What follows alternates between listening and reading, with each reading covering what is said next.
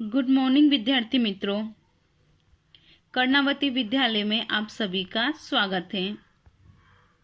कक्षा 11 विषय सांख्यिकी, जिसमें चैप्टर 4 अपकिरण, जिसमें आज हम कुछ सूत्र के बारे में चर्चा करेंगे।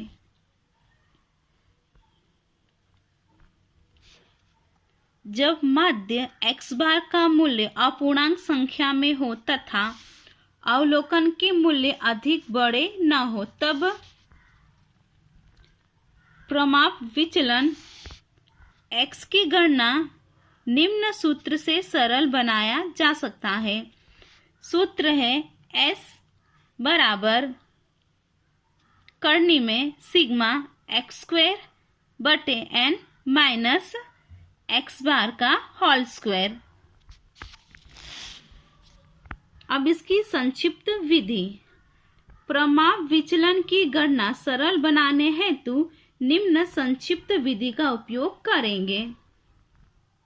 S बराबर करनी में sigma d square upon n minus sigma d भाग्या n होल स्क्वायर, जहां पर d बराबर हो जाएगा x माइनस a बराबर क्या होगा? कल्पित माध्य। n बराबर अवलोकनों की कुल संख्या।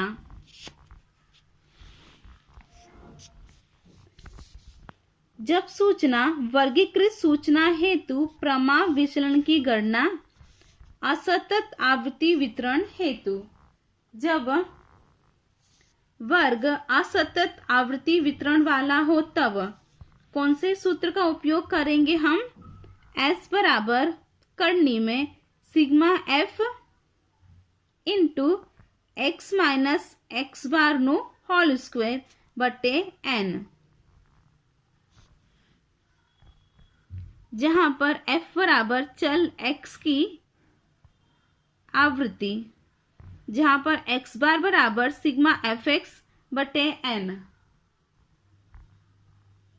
x माइनस एक्स बार बराबर चल मूल्य x का माध्य x बार से विचलन। n बराबर क्या हो जाएगा? सिग्मा fx बराबर अवलोकनों की कुल संख्या।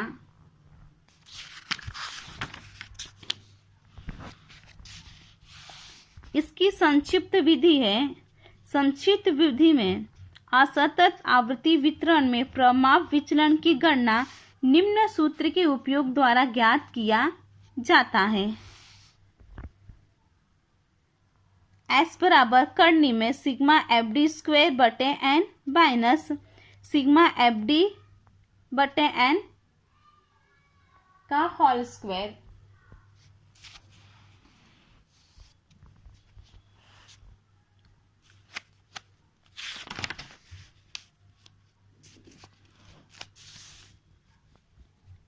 सतत आवृत्ति वितरण हेतु।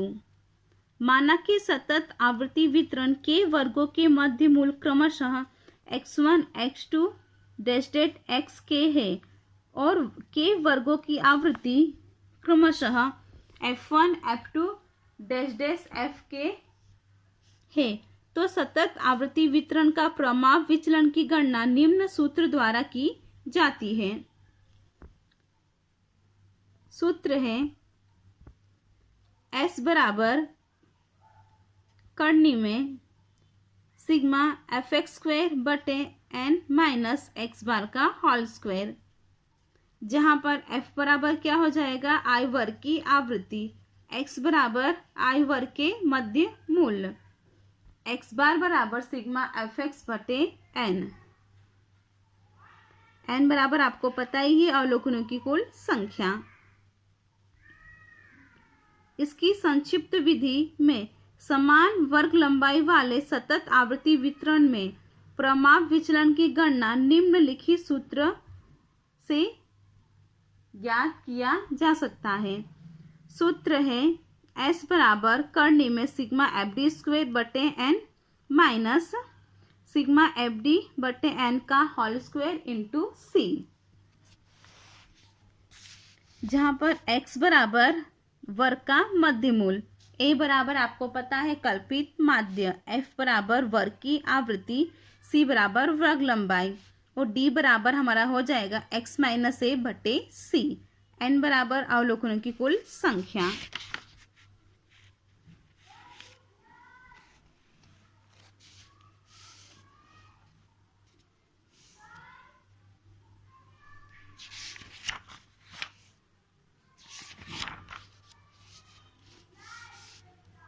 अब हम एग्जाम्पल नंबर 15 देखते हैं। एक कक्षा के 15 विद्यार्थियों का जनवरी महीने में अनुपस्थिति दिनों की संख्या के निम्नलिखित वितरण में अनुपस्थिति दिनों की संख्या का प्रमाप विचलन तथा प्रमाप विचलांक ज्ञात कीजिए।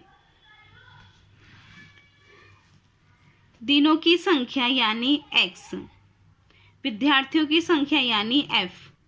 सबसे पहले f का टोटल, तो n बराबर हमारा 15। इसके बाद का हमारा कॉलम होगा fx यानी f इंटू एक्स। 0 गुणे 1 यानी 0, 1 गुणे 3 यानी 3, 2 गुणे 7 यानी 14, 3 गुणे 3 यानी 9, 4 गुणे 1 यानी 4। तो fx का टोटल हुआ 30। सबसे पहले हम x बार ज्ञात करेंगे। x बार का हमारा सूत्र है x बार बराबर सिग्मा fx बटे n। fx हमारा 30 है, n हमारा 15 है, तो 30 बटे 15 बराबर 2। अब हम सूत्र रखेंगे, तो हमारा सूत्र होगा s बराबर करनी में sigma fx into x minus x bar बटे n का होल स्क्वायर। अब हम सूत्र के आधार पर से कॉलम ज्ञात करेंगे। तो सबसे पहला हमारा कॉलम होगा x माइनस एक्स बार का होल स्क्वायर। उसके बाद अगर f into x minus x bar का होल स्क्वायर। इसके बाद का कॉलम है fx स्क्वायर। हमारा x बार कितना है 2, तो x में से हम x बार को माइनस करेंगे, तो 0 में से 2 जाएगा तो -2, 1 में से 2 जाएगा तो -1, 2 में से 2 गया तो 0, 3 में से 2 गया तो 1, 4 में से 2 गया तो 2। x माइनस एक्स बार का टोटल हमारा 0 हुआ। अब इसका हम वर्ग कर देंगे। 2 का वर्ग 4, 1 का वर्ग 1, 0 का वर्ग 0, 1 का वर्ग 1, 2 का वर्ग 4। इसका हमारा टोटल 0 हो जाएगा। इसका हमें टोटल नहीं करना है, तो यहाँ पे हमारा डैश होगा। अब हमें इसका गुणा f से करना है, तो 4 गुणे 1 यानी 4, 3 गुणे 1 यानी 3, 7 गुणे 0 यानी 0, 3 गुणे 1 यानी 3, 1 गुणे 4 यानी 4। तो हमारा इसका टोटल हो जाएगा 14। अब हम fx का गुणा x से करेंगे, यानी हमारा fx स्क्वायर हो जाएगा। तो 0 गुणे 0, 1 गुणे 3 यानी 3, 2 गुणे 7 यानी 28, 3 गुणे 3 गुणे 9 यानी 27, 4 गुणे 4 यानी 16। इसका टोटल हमारा हो जाएगा 74।